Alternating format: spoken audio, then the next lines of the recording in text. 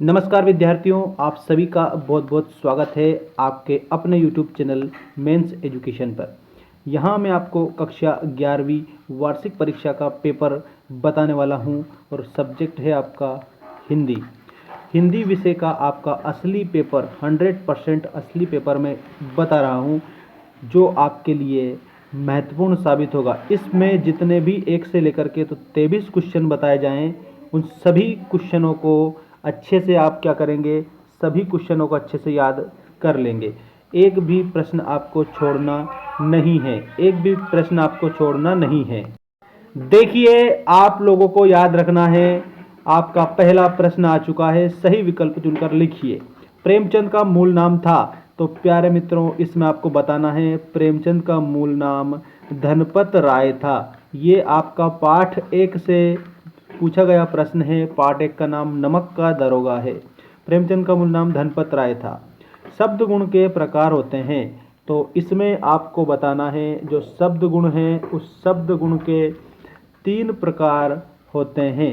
3 प्रकार होते हैं, एक तो माधुर्य गुण, ओज गुण और प्रसाद गुण।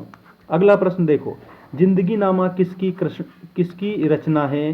तो ये जिंदगी नामा जो है कृष्णा सोबती की रचना है। कृष्णा सोबती की रचना है जिंदगी नामा। अगला प्रश्न है, बीजक किसका रचना ग्रंथ है? बिल्कुल आपको याद रखना है, जो बीजक है ना प्यारे मित्रों, वो कबीरदास का रचना ग्रंथ है, जिसमें उनकी 3 रचनाएं आ जाती है। एक तो साखी है, उसके बाद एक सबद है और उसके बाद एक रमेनी है। तो साखी, सबद और रमेनी इस बीजक ग्रंथ में आ जाती है। कबीरदास का है रचना ग्रंथ बीजक। अगला प्रश्न देखिए, विभत्स रस का स्थायी भाव है? तो विभत्स रस का स्थायी भाव होता है जुगुप्सा या घृणा। जुगुप्सा या घृणा किसका स्थायी भाव है? तो आपको याद रखना है विभत्स रस का स्थायी भाव है। ठीक है। अगला प्रश्न है, वाणी का डिक्टेटर किसे कहा जाता है? तो कबीरदास जी को क्या कहा जाता है? कबीरदास जी को वाणी का डिक्टेटर कहा जाता है। ठीक है। अब आता है आपके रिक्त स्थान। बिल्कुल आपके असली रिक्त स्थान आ चुके हैं। कबीर भक्ति काल की काव्यधारा के कवि हैं, तो इसमें आपको बताना है निर्गुण काव्यधारा। मीरा की भाषा है, तो मीरा की भाषा है राजस्थानी। मीरा की भाषा कौन सी है? तो राजस्थानी है। परमाल रासो किसकी रचना है? तो जगनिक की रचना है परमाल रासो। संचारी भावों की संख्या कितनी है? तो इसमें आपको बताना है 33 संचारी भाव हैं, 33। आश्रय की चेष्टाओं को कहा जाता है? तो आश्रय की चेष्टाओं को अनुभाव कहा जाता है। मासिक वेतन को का चांद कहा गया है? तो पूर्णिमा का चांद कहा गया है, मतलब कि पूनम का चांद कहा गया है मासिक वेतन को। अब आता है आपकी सही जोड़ी बनाइए। देखिएगा, नमक का दरोगा, नमक का दरोगा मुंशी प्रेमचंद जी ने लिखा है। अपू के 2.5 साल ये सत्यजीत राय ने लिखा है। हाथ मलना इसका अर्थ होता है पश्चाताप करना। तुम भी आ गए ये निपात है। स्वर साम्राज्ञी लता मंगेशकर है और घूमर नृत्य आपका राजस्थान है। घूमर नृत्य क्या है? तो राजस्थान है। ठीक है। और जल्दी से मैं बता दूं, नमक का दरोगा मुंशी प्रेमचंद, अपू के 2.5 साल सत्यजीत राय, हाथ मलना पश्चाताप करना, तुम भी आ गए निपात, स्वर साम्राज्ञी लता मंगेशकर, घूमर नृत्य राजस्थान।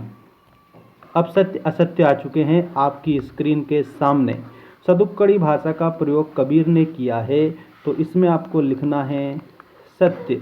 कठोर वर्णों की आवृत्ति माधुर्य गुण में होती है, इसमें आपको लिखना है असत्य। विभाव 2 प्रकार के होते हैं, इसमें आपको लिखना है सत्य। एक तो होता है आलंबन विभाव, आलंबन, और दूसरा होता है उद्दीपन।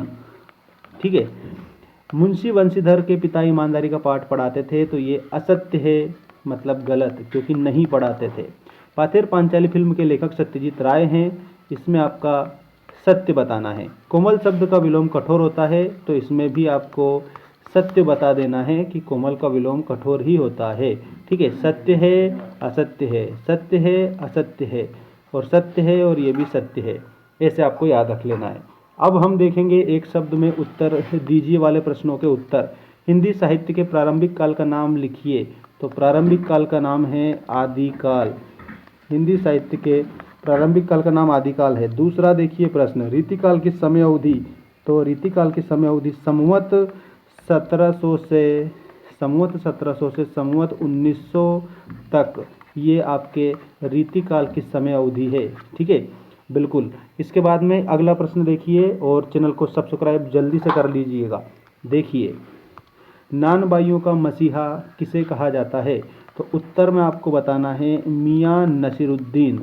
मियाँ नसीरुद्दीन, इन्हें नान बाइयों का मसीहा कहा जाता है। शैली की दृष्टि से काव्य के कितने भेद होते हैं? तो 2 भेद होते हैं शैली की दृष्टि से। एक तो है आपका प्रबंध काव्य और एक है आपका मुक्तक काव्य। पृथ्वीराज रासो किसकी रचना है? तो यह है चंदवरदाई की। चंदवरदाई की रचना है पृथ्वीराज रासो। ठीक है, और आदिकाल की रचना है, ये भी आप समझ लेना, आदिकाल में लिखी गई थी ये।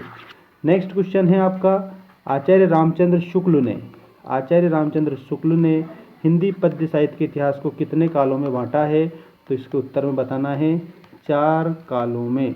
कितने कालों में बांटा है? 4 कालों में बांटा है। अब हम आपको बता रहे हैं आपके इस पूरे पेपर के प्रश्न। देखिएगा, किन्हीं 2 महाकाव्यों के नाम। तो एक का नाम तो आप लिखेंगे रामचरितमानस। इनके रचनाकार हैं तुलसीदास। ठीक है, और दूसरा आप लिखेंगे पद्मावत। इनके रचनाकार कौन है? तो इनके रचनाकार है जायसी का पूरा नाम क्या है? तो मलिक मोहम्मद जायसी का पूरा नाम है। इसके बाद में मीरा जगत को देखकर क्यों रोती, याद करना है। भक्तिकाल की विशेषताएं याद करना है। बाकी ये सारे प्रश्न आप याद करेंगे। ठीक है, और बिल्कुल अच्छे से अपनी एग्ज़ाम देने के लिए जाएंगे। ठीक है, सारा पेपर मैंने आपको बताया है। एमपी बोर्ड वाले विद्यार्थी अपनी परीक्षा में ये प्रश्न देख लीजिएगा। ठीक है, आपको बिल्कुल, और लास्ट में आपको ये भी बता रहा हूँ, ये भी समझिए। स्थानांतरण प्रमाण पत्र प्राप्ति हेतु प्राचार्य महोदय को प्रार्थना पत्र, और परीक्षा में प्रथम श्रेणी में उत्तीर्ण होने पर मित्र को बधाई पत्र। पर्यावरण प्रदूषण, विद्यार्थी जीवन, मानव शासन का महत्व और विज्ञान के बढ़ते चरण, ये आपका पूरा 11th का पेपर बता दिया गया है। इसको आप अच्छे से याद करके जाएंगे तो आपको पूरे के पूरे अंक मिलेंगे।